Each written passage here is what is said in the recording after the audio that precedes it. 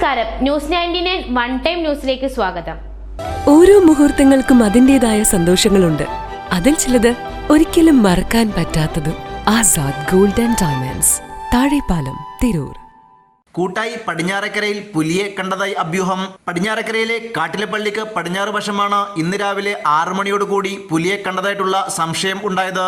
തുടർന്ന് സമീപത്തുള്ള ഹസൈനാറിന്റെ പുരക്കൽ മജീദിന്റെ വീട്ടിലെ CCTV ദൃശ്യങ്ങൾ പരിശോധിച്ചപ്പോൾ CCTVയിൽ പതിഞ്ഞ ദൃശ്യങ്ങളിലും പുലി ആണെന്ന് തോന്നിക്കുന്ന തരത്തിലുള്ള ദൃശ്യങ്ങളും കാണുന്നുണ്ട്.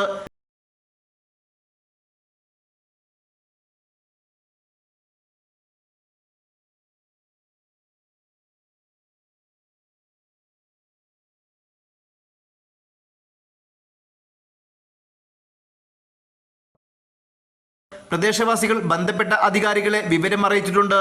ന്യൂസ് 99 തിരൂർ.